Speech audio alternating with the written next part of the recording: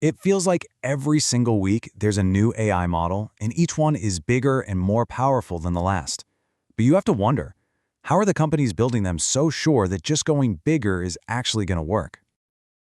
From the outside, it really looks like a massive, multi-billion-dollar bet. These companies are pouring an absolutely insane amount of resources into just scaling up their AI.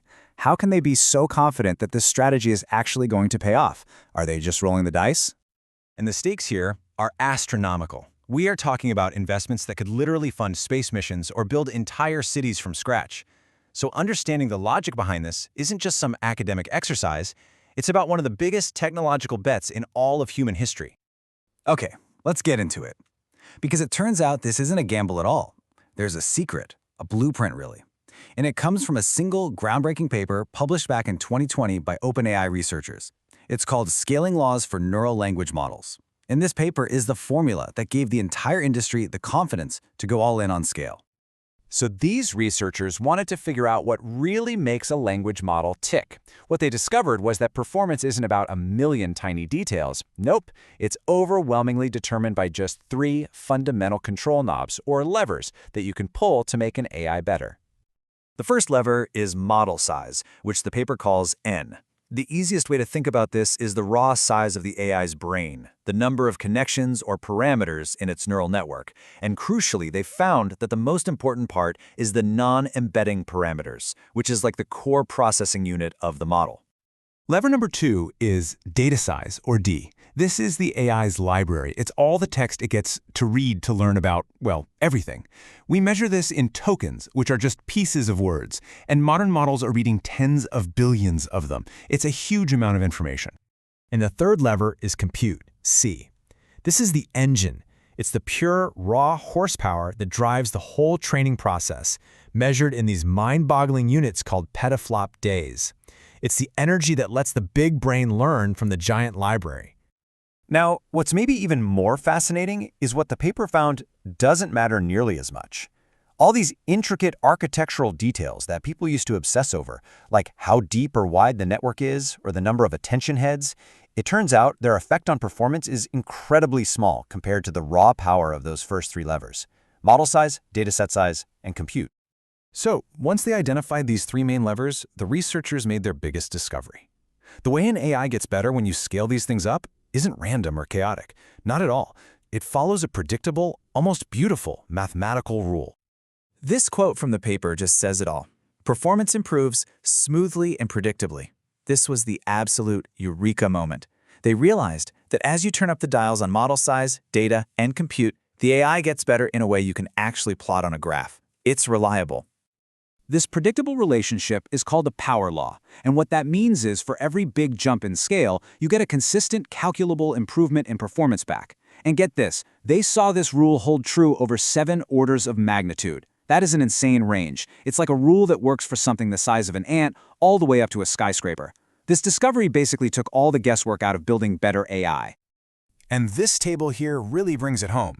It's simple. Whether you decide to scale up the model size, the dataset size, or the compute power, the result is the same. Performance gets better predictably. As long as one factor isn't a massive bottleneck, it's like a recipe. You add more of a key ingredient, you get a better result every single time. But the research didn't stop at just finding these predictable laws. It also uncovered a deeply counterintuitive strategy for how to best use them. And honestly, this is where things get really wild. The researchers asked a super practical question, one that every AI company faces. If you have a fixed budget for compute, and everybody does, what is the absolute best, most efficient way to use it? How do you split that budget between the model size and how long you train it to get the smartest AI possible?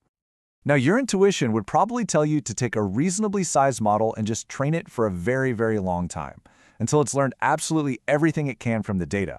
But the paper proved that is completely, fundamentally wrong. The most efficient strategy is to build a massive model, way bigger than you think you can afford to train, and then you stop the training early, long before it's done. So the big takeaway, the punchline, is this. Training a model until it's perfect, until it reaches what they call convergence, is a massive waste of time and money.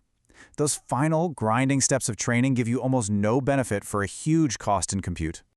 So why on earth does this work? It's because bigger models are just way more sample efficient. They're like genius students who just get concepts incredibly fast. They can reach the same level of performance as a smaller model, but with way less data and in fewer steps.